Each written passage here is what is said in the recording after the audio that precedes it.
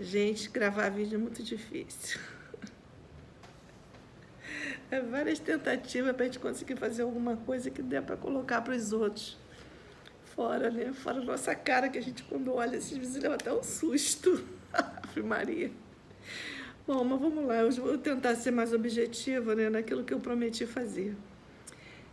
Isso talvez seja útil para quem está começando, né? Não sei se vocês que são já experientes na cartomancia costumam fazer isso. Mas é uma prática que eu trouxe para a minha vida, até porque eu sou uma pessoa que gosta de observar, até por questões mesmo da própria profissão, né? Não sei se vocês sabem, eu sou terapeuta há muitos anos, muitos anos.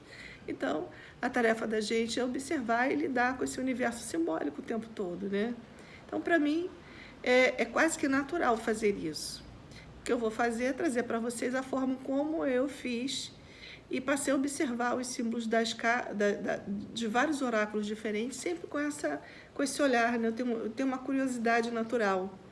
Então, eu gosto de pegar uma ideia e ficar trabalhando com ela.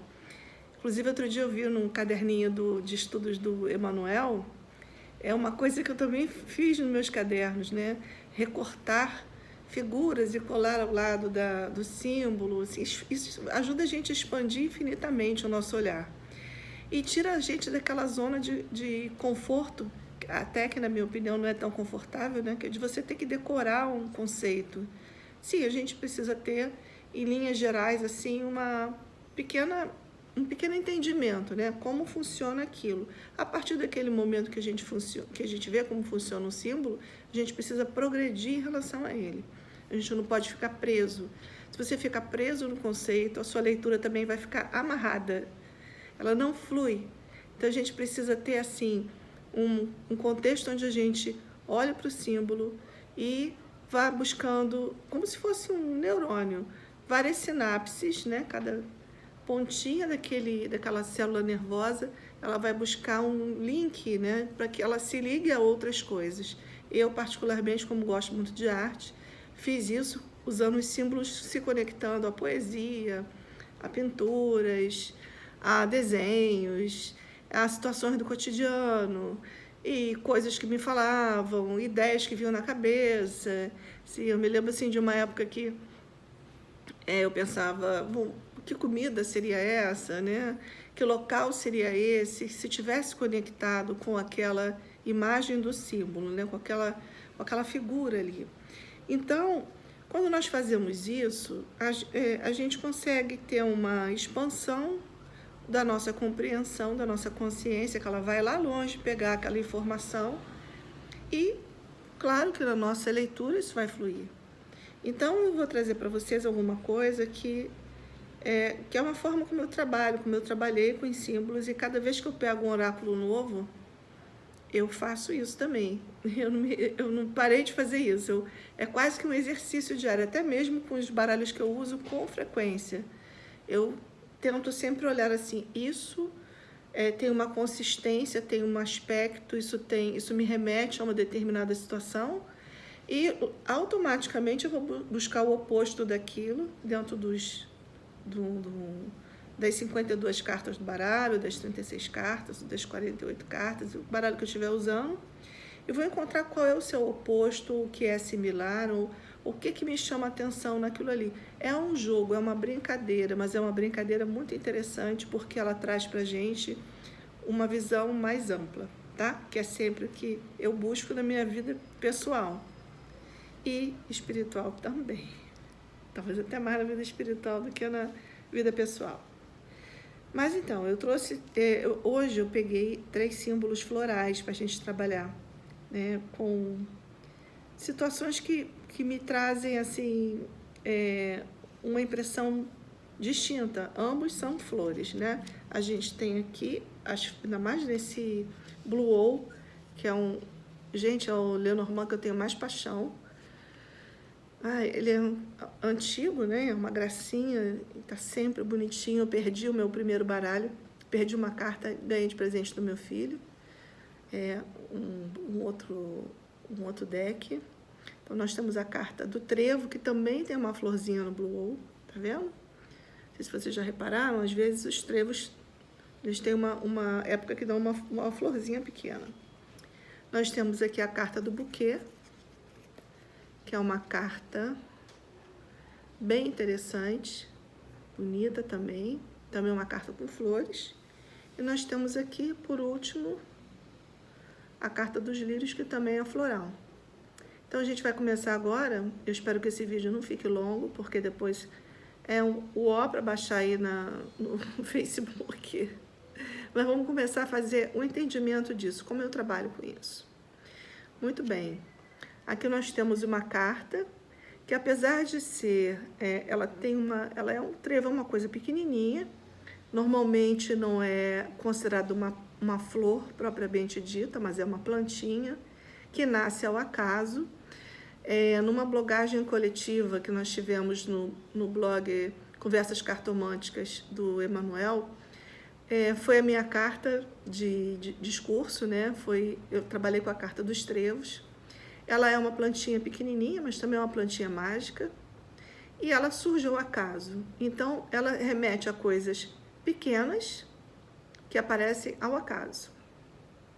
De uma certa forma, o buquê, que é uma carta que tem uma expressão muito maior, né? Vamos dizer assim, muito mais intensa, né? A gente olhando para a plantinha, né? O trevinho de 4 folhas, mesmo que a gente busque por ele, considerando que ele pode ser uma sorte ou uma coisa que surge ao acaso, até mesmo para quem vê como um obstáculo, seria um obstáculo de tamanho pequeno, né? Porque o trevo é uma carta que... Vocês já viram o trevo, né? O trevo é uma folhinha, né? Uma coisinha que, mesmo que seja por esse lado, que desvia a gente de um caminho, né? Dentro da escola brasileira, como paus e pedras, mas sempre nos coloca, não nos cria um obstáculo permanente. É quase que um desvio. E, como eu sou muito positiva, eu acho que às vezes o desvio é uma mão da sorte na nossa vida. Tira a gente de um lugar, coloca no outro. E como eu trabalho com esse baralho, que é um baralho europeu, eu me mantenho fiel ao símbolo, que é um símbolo de sorte. Coisas que acontecem ao acaso, uma pequena sorte, mas ele é de tamanho pequeno. Quando a gente vai para o buquê, a gente já tem uma expressão, né? Um buquê é uma coisa que chama atenção. Vocês já viram na rua, tá passando um florista, passando um entregador de flores, na bicicleta, né? Com aquele buquê atrás. A gente que está se perguntando, nossa, será que é para nós? Que coisa maravilhosa, né? E quando a gente é surpreendido com esse presente, né, da vida, que parte do coração de alguém, parte de uma gratidão ou de uma expressão de um afeto, a gente tem uma coisa bem maior do que o pequeno trevo. Só que tem uma diferença, o trevo está na terra, enraizado na terra. Então, ele é algo pequeno, mas que tem uma consistência, que está ligado ao chão, né? Está ligado lá na terra. Ele tem raízes, mesmo que pequenas, mas ele tem uma vida que se prolonga ao longo do tempo, né? Ou seja, ele traz para nós uma influência, às vezes, mesmo que pequena, mas que tem repercussão no tempo, e ele está vivo, não é? Ele está vivo. O buquê, ele traz aquela sensação de alegria, uma sensação de permanência, uma sensação de um bem-estar que vai durar o tempo que as flores estiverem vivas, porque elas estão cortadas. Elas são para que a gente se alegre naquele momento e que a gente saiba usufruir daquele período de dias, né? Horas, dias, em que a gente pode apreciar aquela beleza toda e fazer e se sentir querido, amado, né? Sentir reconhecido por alguma coisa, mas isso aqui não é permanente, é um estado de espírito que, vamos dizer assim, não está mais conectado com vínculos profundos à vida. Então, ele é algo que passa pela nossa vida, né? Ele traz um bem-estar. Depois as florezinhas vão murchar. Um trevinho de 4 folhas, quando murcha, a gente coloca na carteira, né? Vocês já viram? Tem gente até que vende plastificado, trevinho de 4 folhas, e você transforma aquilo num amuleto e vai levando com você. Isso aqui não dá. Ele morre, né? Ele cumpre o seu papel, ele traz uma felicidade, um bem-estar, e a gente deve realmente se apropriar disso. Nas minhas leituras eu sempre ligo isso muito ao nosso estado de espírito do momento, aquilo que a gente precisa trabalhar em nós, especialmente dependendo do local onde ele cai. A casa 9 para mim tem essa importância. Eu sempre verifico o estado emocional do meu consulente ali, aquilo que ele precisa trazer para si, né, si mesmo, para que ele possa vivenciar esse bem-estar, prolongar um pouco mais isso, ou cuidar, né, desse buquê emocional, né, bem conectadinho aqui aos nossos afetos, aos nossos sentimentos, e daí fazer com que isso dure, permaneça, porque nós, humanos, né, nós temos nossas emoções são muito voláteis, né, então a gente acorda feliz, daqui a pouco está triste, olha para o buquê, ontem foi bom e tal, mas isso e aquilo não é tão bom assim, ou agora não me adianta dar flores, que já não adianta mais, já estou chateada. Enfim, tem uma permanência e uma instabilidade também, né, que não se mantém por muito tempo. E a gente precisa trabalhar, né, da mesma forma que as vovós passam receita, né? Bota uma pitada de açúcar na água das flores, que elas vão durar mais.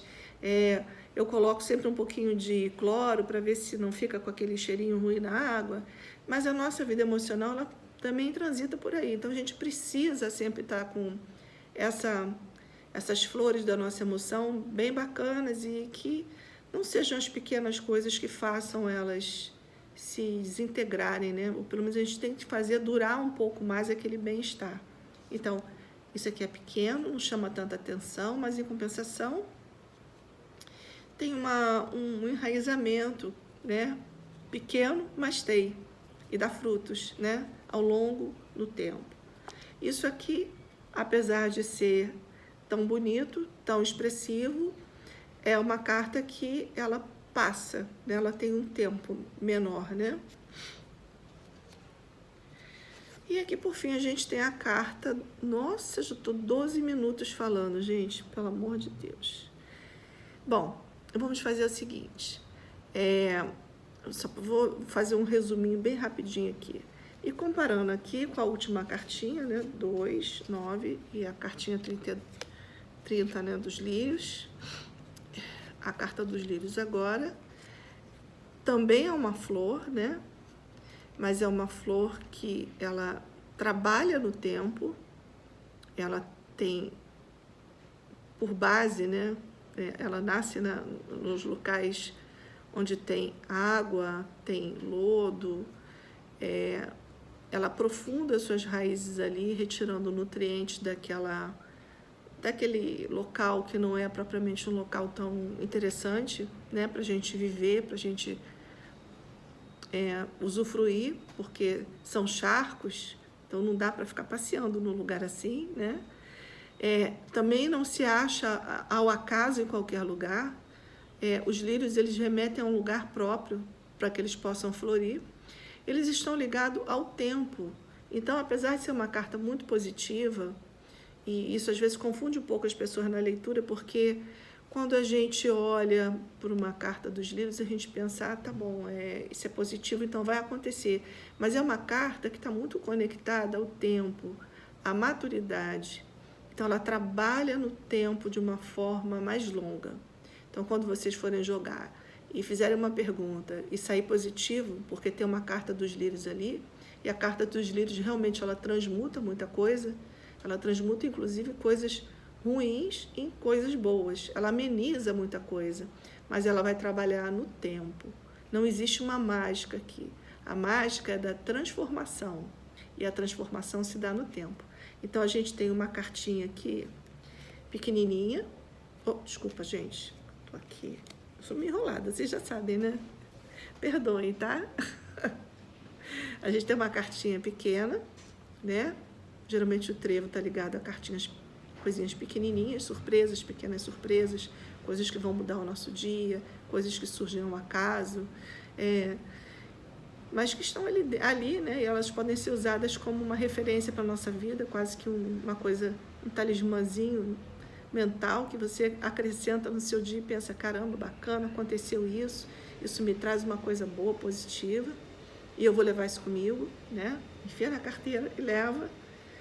A gente tem uma expressão, a gente tem a expressão de uma situação que é bastante agradável, que chama muito atenção, mas que é passageira, porque ela trabalha no tempo de uma forma diferente. Ela dura alguns dias, ela dura um tempo, ela dura um momento, mas ninguém anda por aí, mesmo quando a gente ganha um buquê de alguém que a gente ama muito, a gente não fica assim, vou trabalhar com meu buquê. Não, aquilo a gente tem que colocar dentro de nós e sair levando, né? E saber que aquilo ali vai passar, porque na vida é assim, a gente tem momentos que são bacanas, momentos que não são tão bacanas. Independente disso, trabalhar nossas emoções. E aqui a gente tem o grande processo da vida, que é feito ao longo do tempo, que é o processo de amadurecimento, né? Acho até interessante que essa carta esteja no final da sequência Lenormand, porque a gente realmente precisa, né, partir lá do cavaleiro, né, onde a gente dá a partida, meio que a jornada do herói, a gente sai, né, com aqueles arroubos todos, querendo conquistar alguma coisa, cumprir a nossa missão, encontrar o nosso destino, mas a gente passa por várias intempéries durante a vida, e aí a gente encontra lá na frente, né, lá na casa 30, uma oportunidade de amadurecimento, onde a gente sabe que a gente precisa trabalhar com profundidade, indo lá nas nossas lamas existenciais, né, no lodo, tirando aquilo que presta e aquilo que não presta, e amadurecer a situação independente da idade que a gente tenha, independente da condição de vida que a gente tenha. Tá? Isso aí foi hoje, para que a gente possa curtir aí. Ainda vou aprender a gravar direito. Até o final do ano eu já devo estar bem melhor, tá? Carta 2, Trevos. A carta 9, a carta do buquê. E a carta 30, a carta dos lírios. E só para vocês saberem, a carta dos lírios mesmo, a flor lírio, ela tem um perfume que trabalha diretamente no sistema nervoso. Eu aqui em casa faço isso com frequência. Quando eu sinto que tem alguma coisa perturbando o ambiente da casa, ou perturbando alguém da família, ou que eu preciso mudar uma vibração importante, eu preciso trazer serenidade para resolver alguma questão, compro lírios, trago para dentro de casa. E aí, dá aquela melhorada no astral, sabendo que tudo melhora com o tempo. Tá bom, gente? É isso aí. Espero que vocês tenham gostado. Nem sei dizer para vocês se era isso realmente que eu ia fazer hoje, mas eu fiquei aqui selecionando o que fazer. E essa semana eu ainda trago um pequeno vídeo falando sobre o baralho da Dona Mulambo. Vou fazer isso com outros baralhos, tá? Para a gente não ficar só naquilo que é mais conhecido. Vou trazer o baralho das almas, o baralho da Mulambo, vou trazer o baralho comum para a gente comparar algumas coisas e também trazer o oráculo de Bellini, que eu estou completamente apaixonada, vivendo um caso de amor com o oráculo de Bellini. Um beijinho para vocês, boa segunda, paz e bem, né? Que hoje é dia das almas. Adorei as almas, que as almas nos acompanhem, abrindo os nossos caminhos e trazendo muita paz e sabedoria. Beijinho, beijinho. Tchau.